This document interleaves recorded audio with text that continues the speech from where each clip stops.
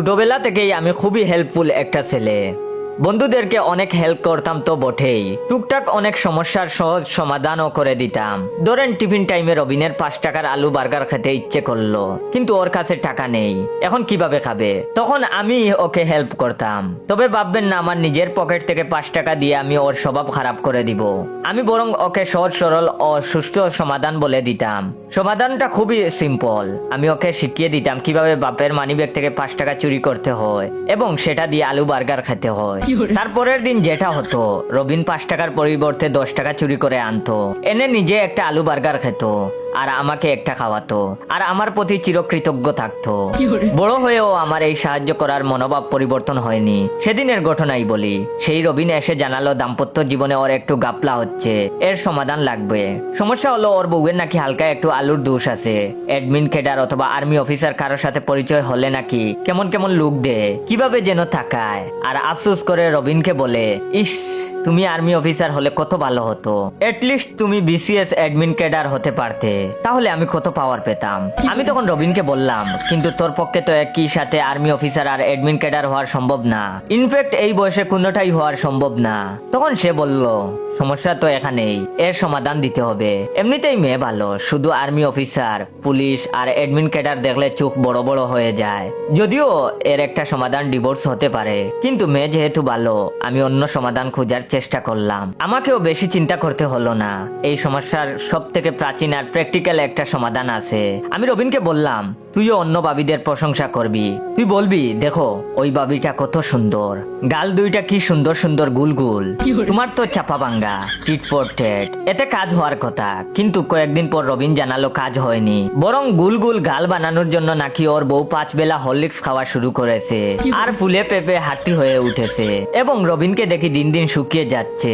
তাই আমি তাকে বললাম, কিন্তু তুই এত শুকিয়ে গেছিস কেন? তখন ও বলল, অন্য বাবিদের প্রশংসা করার অপরাধে গত 5 দিন ধরে ওর নাকি খাওয়া বন্ধ। কিন্তু এটা তো ইনজাস্টিস, যথেষ্ট চিন্তার ব্যাপারও বটে। না, এর একটা দ্রুত সমাধান খুঁজ বের করতেই হবে। আমার কারণে বন্ধুর খাওয়া বন্ধ, এটা আমি কিছুতেই মেনে নিতে পারবো না। ব্যাপারটা এখন আমার লায়াবিলিটি। আমি তখন রবিনকে জিজ্ঞেস করলাম, তুই কোন বাবির প্রশংসা করছিলি? তখন সে বলল, প্রভা বাবির। আমি তখন বললাম, ওহ তাহলে ঠিকই তো আছে, প্রভা বাবির প্রশংসা করলে তোর বউ কেন? যে কারোর বউই তো রেগে যাবে। তোর উচিত ছিল বিপাশা বাবির প্রশংসা করা অথবা ঈশিতা বাবির। বন্ধু তখন আফসোস করে বলল, যা হওয়ার তা তো হয়েই গেছে, এখন কি করব? এখন কি বউয়ের সামনে প্রভা বাবির বদনাম করব? আমি তখন বাবার জন্য 5 মিনিট সময় নিলাম। মাথা মুটা রবিনকে বলতে ইচ্ছে করছিল, ওরে গাদা, মেয়েরা আরেক মেয়ের প্রশংসা তো সহ্য করতে পারেই না, বদনামও সহ্য করতে পারে না, সুতরাং বদনাম করে লাভ নেই। কিন্তু ওর মাথায় এসব ধরবে না, তাই আর বললাম না। আমি তখন 5 মিনিট ভেবে বন্ধুকে বেস্ট একটা সমাধান করে দিলাম। এমন সমাধান দিলাম, বন্ধু হাসি মুখে আমার কাছ থেকে বিদায় নিল। ঠিক তার 5 দিন পর সকালবেলা, বলা নেই খোয়া নেই, রবিন কল করে আমাকে অকথ্য ভাষায় গালাগালি শুরু করলো। আমাকে কিছু বলার সুযোগই দিচ্ছিল না। একবার শুধু জিজ্ঞেস করতে পারলাম, হয়েছেটা কি?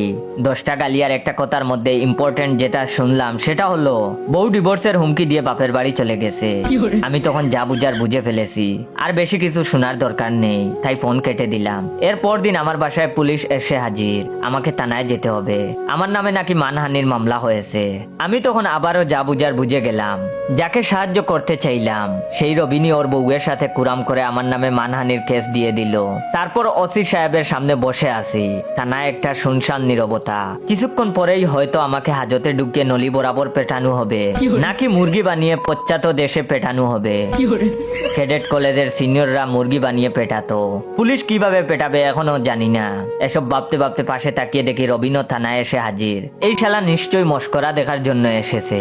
কিন্তু অবাক করা ব্যাপার, থানার বেসিক সেন্ট্রি আমাদের দুজনকেই একসাথে হাজতে চালান করে দিল। তারপর আমরা দুইজন হাজতের 2 কোণায় দাঁড়িয়ে আছি, কেউ কারোর সাথে কথা বলছি না। আচ্ছা ওয়েট, রবিন যদি আমার নামে মানহানির মামলা করে থাকে, তাহলে ও নিজেই হাজতের মধ্যে কেন? ধীর পায়ে গিয়ে রবিনকে জিজ্ঞেস করলাম, তুই হাজতের মধ্যে কি করিস? রাগে তখন গজগজ করতে করতে রবিন বলল, প্রভাবী আমাদের দুইজনের নামেই মানহানির মামলা করেছে, আমি সেই কোণা থেকে এসেছিলাম। আবার ধীরে পায়ে সেই কোণায় ফিরে গেলাম। এবার একটু ফ্ল্যাশব্যাকে ফিরে যাই। সেদিন রবিনকে আমি বুদ্ধি দিয়েছিলাম, যেহেতু প্রভা ভাবির প্রশংসা করেই ফেলছিস, এখন আর উনার আর বদনাম করে লাভ হবে না, উনাকে তোর বোন বানিয়ে ফেল। এত ক্লোজ বোন বানাবি যেন দেখলে তোর আপন বোন মনে হয়। ঘন ঘন কাপল মিট করবি, পাশাপাশি হাঁটবি, মাঝে মধ্যে গল্পের ফাঁকে হাসতে হাসতে হাতও ধরতে পারিস। সোজা কথা দেখলেই যেন ভাই বোন মনে হয়, প্রভা ভাবিকে দেখলেই যেন তোর বউ আপন ননদ মনে করে। বুদ্ধিটা কিন্তু ভালো ছিল, কিন্তু শালা রবিন এর কোনো কিছুই করেনি। কোনো এক ফাঁকে শুধু প্রভা ভাবির হাতটা ধরে ফেলেছিল। হাজতে বসেই প্রতিজ্ঞা করে ফেললাম, এই জীবনে আর কারো সাহায্য করব না। আমার মতো সাহায্যকারী মানুষ দুনিয়া থেকে কেন কমে যাচ্ছে এখন বুঝতে পারছেন তো? No, no, no.